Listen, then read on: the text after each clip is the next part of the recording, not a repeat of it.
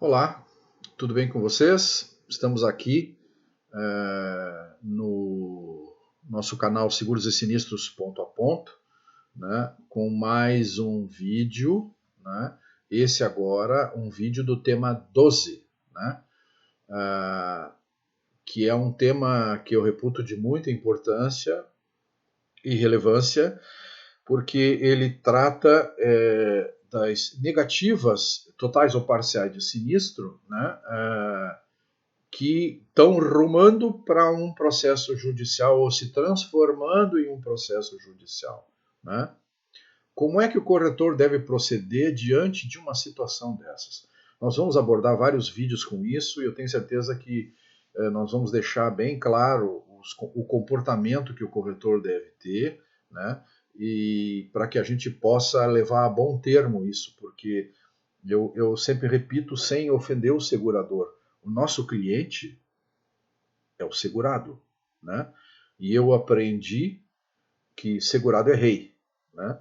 Então nós temos que fazer todo o possível para protegê-lo, né? Se o sinistro de fato foi negado por uma situação técnica que está perfeitamente enquadrada, paciência.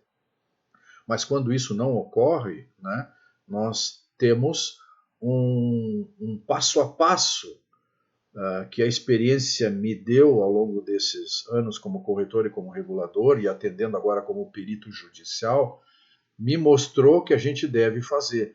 Porque não necessariamente, só porque um sinistro foi negado na sua totalidade, na sua integralidade ou parcialmente, que a seguradora não possa voltar atrás, perceber o equívoco, né, e voltar à mesa de negociações, vamos dizer assim, e tratar o sinistro de outra forma. Tá? Agora, muito disso depende, né, do cuidado e do critério que se toma quando uma situação dessas acontece. Né?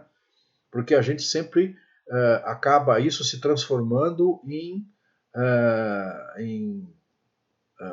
dois polos. Né? O corretor com o segurado fica num polo e a seguradora do outro polo, como se fossem dois adversários. E não é esta a situação, não podemos encarar dessa forma. Né? Então vamos começar com esse vídeo, que é o primeiro vídeo, né, para que a gente possa então ir avançando, porque assuntos temos bastante aqui para abordar no tema 12. E sempre lembrando que aquele link que vocês têm ali é do canal inaugural, né, o vídeo inaugural do canal, perdão, e que vocês ali têm uma noção. Eu estou falando no tema 12, então tem 11 temas mais para trás. Né, que temas são esses? Né? Ali vocês vão ficar sabendo, e não só os vídeos com os temas, a gente tem outras propostas para fazer, né, que vocês podem analisar ali e, se acharem interessante, inscrevam-se, né, e deem o seu gostei. Né? Então vamos dar uma olhada nesse primeiro vídeo, né? Sinistro negado total ou parcial, como proceder? Né? Nós não vamos esgotar o assunto neste vídeo, já antecipo isso. Tá? Qual será o comportamento do corretor diante do seu cliente? Né? O corretor recebeu, via de regra ele que primeiro recebe, né, uma negativa, né, ou então uma negativa parcial, né, ou seja, dos prejuízos que foram apontados, né, só parte deles serão acolhidos pela seguradora. Né, e como é que se deve ter o comportamento? Primeiro, o documento que vem por parte do segurador, hoje, legalmente, ele tem a obrigação de, se apontar negativa total ou parcial, ele tem que justificá-la. Né? Justificá-la tecnicamente, apontando aonde, nas condições gerais do produto, tais informações que vieram fazer com que ele fizesse essa negativa, total ou parcial, estão lá identificadas. Ele tem que puxar aqueles artigos, né, e aquelas alíneas e trazer para dentro de uma correspondência. Né? Se precisar apresentar numericamente alguma coisa, ele tem que o fazer. Né? E aí, então, por ali, ele dá o encerramento. Olha, é isso aqui que nós vamos pagar, ou então não vamos pagar por tais e tais motivos, estão adequados lá, confirmados nas condições gerais. Se a carta não vier nessas condições, retorne com toda a gentileza ao segurador e solicite que ele justifique aonde, nas condições gerais do produto, essas negativas estão identificadas, né?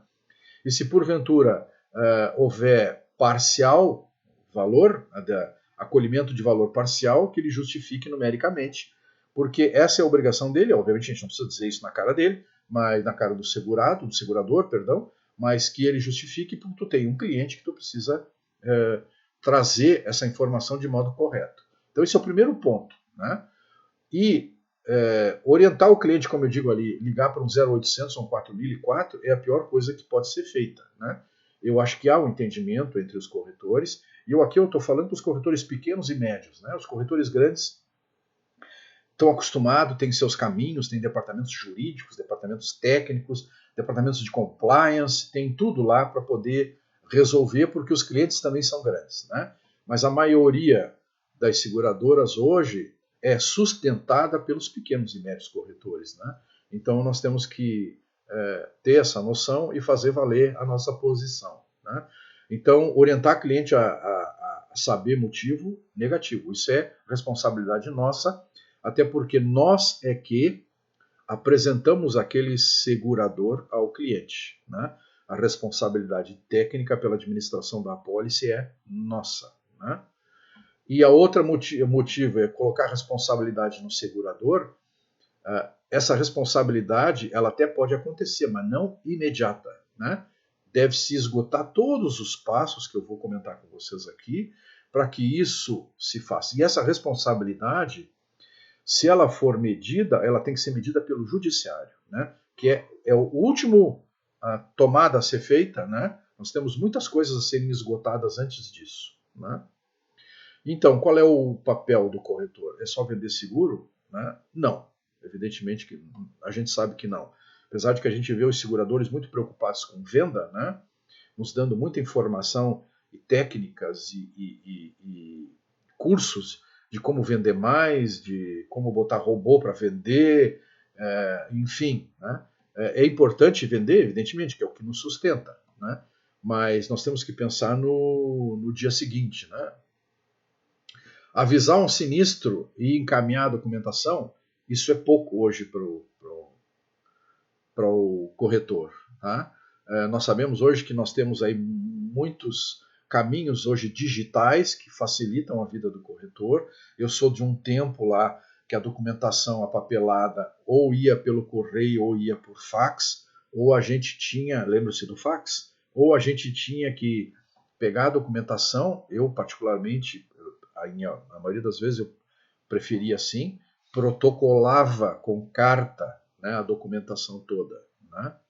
Ou então se mandava por e-mail, também era uma situação que se tinha, né? Mas isso é pouco hoje para o corretor, né? O corretor, além de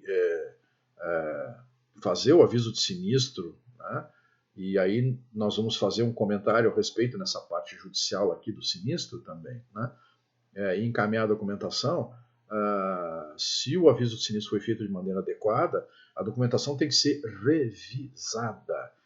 O corretor não pode simplesmente pegar a documentação, botar no envelope e atirar na seguradora lá, né? Você tem que fazer uma análise prévia, ver se todas as questões estão ali abordadas de maneira correta, os recibos estão bem encaminhados, os orçamentos também estão bem discriminados, né? Se ele não esqueceu de levantar algum prejuízo que lhe seria ressarcível, né, pela seguradora, né?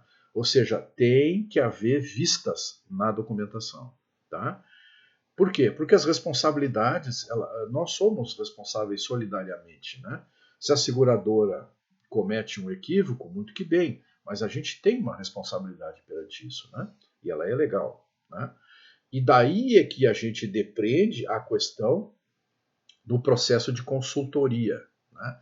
Porque se a nossa ideia, e nós temos um tema, que é o tema 11, que trabalha com essa questão de análise de riscos, né? Gestão de carteiras de seguro, se nós estamos nos preocupando com o cliente de uma maneira mais abrangente, administrando uma carteira de seguros do cliente, né, cuidando de todos os riscos dele, né, transformados e transferidos para a seguradora, né, o momento do sinistro é fundamental, é crucial que a gente tenha um bom acompanhamento, né, e um bom entendimento. Não há necessidade que a gente antecipe e dizer, não, tranquilo, isso vai ser pago, não, isso aqui não vai ser pago.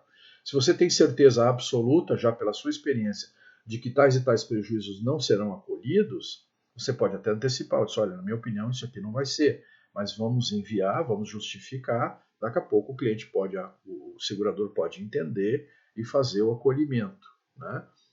Às vezes o prejuízo com que o segurador olha é de maneira diferente da nossa. Nós olhamos o prejuízo de maneira integral, total, quando a gente apresenta, né? O prejuízo do meu cliente é X mil reais, mas nós temos determinados produtos de seguro em que o processo de indenização ele é feito em duas etapas.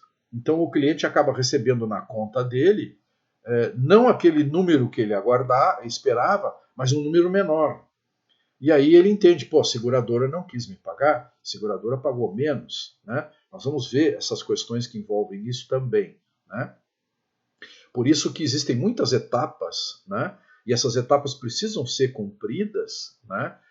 Antes de isso se transformar no processo judicial. Até porque essas etapas podem nos servir de documentação para que a gente possa instrumentalizar o processo judicial, se assim a gente entender, né, que não tem outra alternativa, né? Tá ok? Então, o primeiro vídeo, né, nós estamos dando essa primeira abordagem aí, tá? E vamos evoluir para os próximos vídeos, de que como a gente pode trabalhar todas essas questões aí, tá? E buscar que se evite que se entre no processo judicial. Esse é o primeiro passo, né? Vamos abordar alguns vídeos nessa situação, né?